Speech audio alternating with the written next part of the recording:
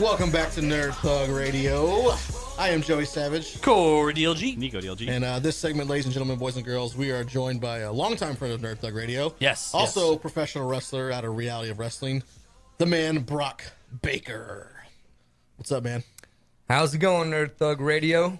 Happy to be here. Good, man. We've been trying to plan this for a while, and it just so happens that a little thing called Summer of Champions 4 is happening this Saturday. Yeah, we're already to 4? We're already It'll at be 4. next Saturday, August 12th. Yeah, this Saturday. This Saturday. Yeah, this coming Saturday, August 12th. It will be Summer of Champions 4. You guys were with us last year. You knew we covered Summer of Champions 3. That's what's blowing me away right now, Right. because that means it's been a year since then. It's been a year. Man. Yeah. So Nerd Thug, you should know the name Brock Baker, because when we did Summer of Champions 3 last year, we got a chance to meet you for the first time, Brock, and you were still in the training session, and they were like, hey, come interview, and you came in, and then all of a sudden, when the interview was kind of cool, I think you were a little timid, but then we asked you just to cut your promo, and we were both just like, holy crap. Yeah, Yeah. that was... So we talk about that like so much on the show, just how incredible that promo was. And here you are now, 1 year later, and you're becoming a big deal, I would say, Reality of Wrestling. I don't want to toot my own horn, but I think it is. It's trending that way. I'm working Hashtag for pay it. up. Toot I'm your working horn. for it. But yeah, you've been working hard, social media. You guys, just real quick before we get started, where can our listeners find you on social media? You can find me on Instagram at cash_money_hooligan, Twitter cash_hooligan, and Facebook Brock Baker Reality Wrestling. I'm sure you'll find me. You can just look at any post that I put up on the Facebook page, and he's gonna like it or share it. So Oh, yeah, you should find it there. You will find me. Yes, y'all's relationship is deep. It's It's deep. very deep. It's deep. If I were a jealous boy... You are a jealous. you are a jealous girl. So real quick, let's start here, Brock, because this is the first time we're actually getting you on the show. What drew you to wrestling? Like, where did your wrestling career begin? When did you say, you know what, I want to go out there and get my butt kicked sometimes? When I make was money? 4 years old, no lie, I knew I wanted to be a professional wrestler. Saw Macho Man Randy Savage Nice. Yes. on the Oh, boob tube, yeah. and it started then. Like I told my parents, swore up and down, I was gonna be a professional wrestler. Everyone's like, "Oh, you'll grow out of it. You'll grow out of it."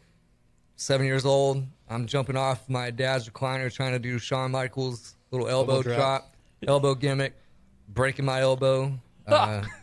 So we were at the hospital for 9 hours. My mom wasn't too happy. But and I think that's when they kind of knew it was probably gonna happen. But then I grow up, graduate high school, going to my college years. Didn't do so hot my freshman year. I partied a little too much. As we all What? did. No, who does that? Yeah, I don't know. That's It's weird, right? That's It's weird. weird. Yeah, it's You're, crazy. you're the only one I am the only one in all of college. You're on an island. complete degenerate. Right. But every other freshman gets straight A's. oh yeah, They don't absolutely. even gain the 15 pounds. Like, Absolutely. It was just you. I gained 12. Absolutely. Hey man, 12.5. We'll call it 12.5. Nice. But yeah, and then so I kind of bounced around. When I was 19, I wanted to join the business. I was in the process. Spoke with Rudy Boy Gonzalez. He's based out of San Antonio. He bought Shawn Michaels' school, Right, yeah. the Shawn Michaels Academy. So and that's why I wanted to go there. The Shawn Michaels School. He still had the affiliation with Bryan Danielson, now Daniel Bryan, Brian Kendrick, Paul London, those type of guys. So I'm like, hey, they're smaller like me. I can do this. Then life happened. So won't get too personal, but had some issues with a female that I was had relations with. But so then I from did not there, have relations with that woman. yeah, totally not. not this guy. I would hope you two didn't have the same Eskimo brothers. My, Anyway, my grandfather's name is Bill. I'll just throw that out there. But yeah, Nice. That's good. That's a good family tree. just kidding. Hey-o. But let that be a lesson to everyone. The ladies. They're dangerous. They're Just, dangerous. Be So mindful. you joined the Air Force, right? Absolutely. And right after this whole out of scenario. this whole thing. So coming out of the Air Force, you serve your time. You serve our country. Thank you for that. Man, it's an honor. How did you come? I don't think they say serve your time. You served your time. Hey, honestly, I feel like I did serve my time. Man. It could be like Israel. You might where as well be everyone in has prison. But Yeah, but you it don't was say a lot of fun. serve your time. You served your time in the military. You do. What you do. Were you in the clink the whole time? Like, He why might did have they? been. You never know. I actually was a cop for 3 years in the military. Oh, yeah, And the then- military police? That's the Yeah. opposite of serving your time. Yeah, he served That's time. keeping the No, he time served for the time. others. So Yeah. coming out of the Air Force and you still got that dream, like how do you end up in Booker T school?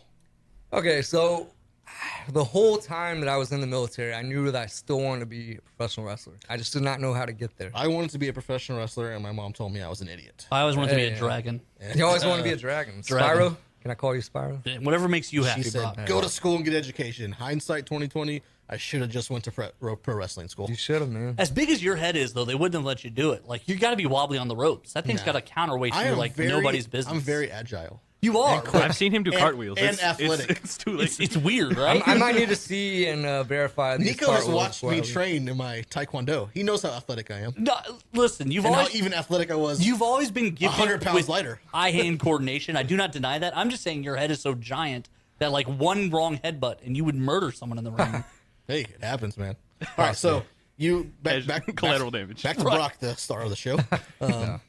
How do you get to Booker T? How does that happen?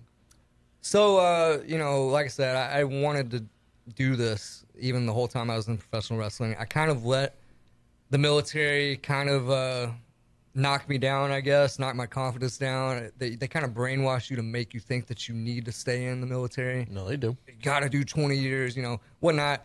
But, luckily I've always been so hard-headed and stubborn. I never let them completely break me. I kind of stayed the same guy. I like it. While everyone else is, all, what you see on TV and all that crap.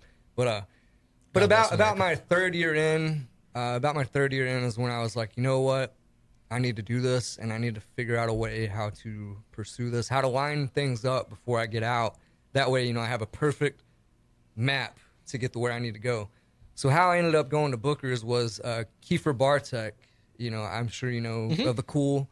Me and him actually went to high school together in Abilene, Texas. We played on the nice. basketball team together and everything. He was a grade or two above me, I believe two. I think you misspoke there. You were the water boy for the basketball team, right? No. Point guard.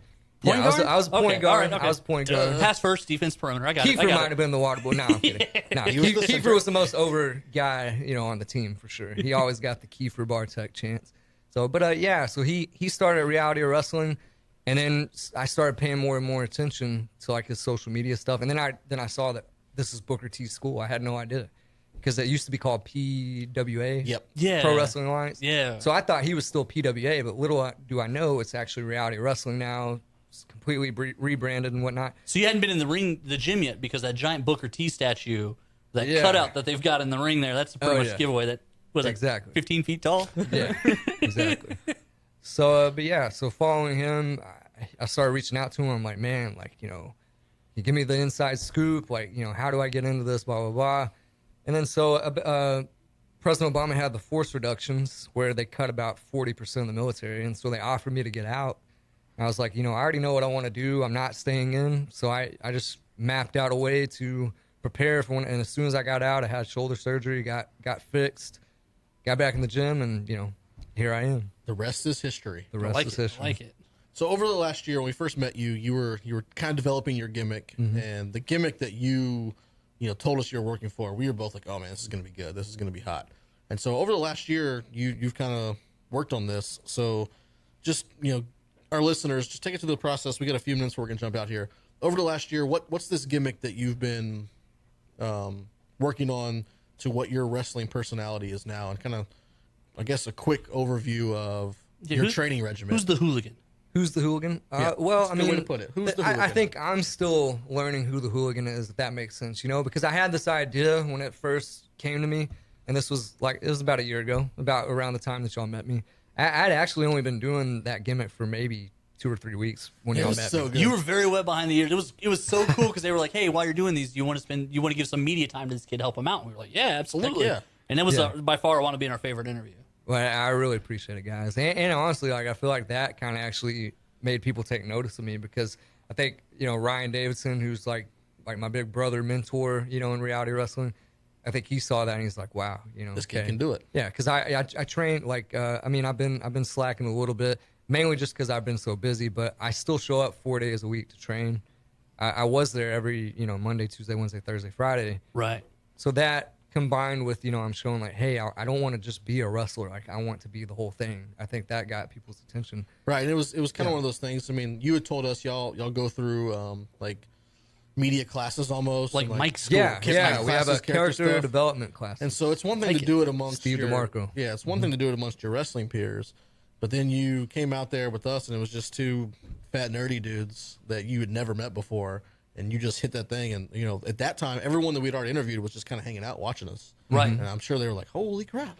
Yeah. You kid can do it. I don't even think that they had seen me do it to that point because our character development classes were mainly guys on my level Right. that were attending those classes. Right. So the other rookies, these guys are already in the ring and doing the Yeah, thing. exactly. Right, They're already right. in their full on their gimmick and into their careers. So, but yeah, I mean, I had about 5 characters that I wanted to explore, and then this one just felt the closest to me because the backstory of it came from a real place, with my grandfather, entrepreneur, made of money, but we've never had a relationship. He hasn't had a relationship with my father, and it's kind of carried on to me of no fault of my own, but it just, so we don't have that relationship. I've always kind of wanted it, but then once I got older, I was like, you know what? I don't need this guy. I'll do it my way, and I'll do it 10 times better. So my character kind of came from that because I know what gets under people's skin as far as money goes. It's really easy for me to play up that money gimmick. I was like, this is so easy for me to do. Right. And I noticed, my favorite personalities are the guys like Ric Flair, Conor McGregor, who else? Ted DiBiase. I started noticing these guys, and I'm like, Ted. I can be the future version of them. I can be the upgraded version of them. So can I put you on the spot right now then? Yeah, go All ahead. right. Okay. So we got about 20 seconds here. Can you take us out to the break as the hooligan? As the hooligan? Yeah. Okay. Here it goes. Ladies and gentlemen, boys and girls, allow me to introduce you to the newest, baddest, biggest podcast on the web, Nerd Thug Radio. And of course, you've got the Cash Money Hooligan in the house, Brock Baker. I like it. All right, stick with us, guys. When we come back, we got another segment here with the Brock Baker. #talking nerdy to ya. Take that camera.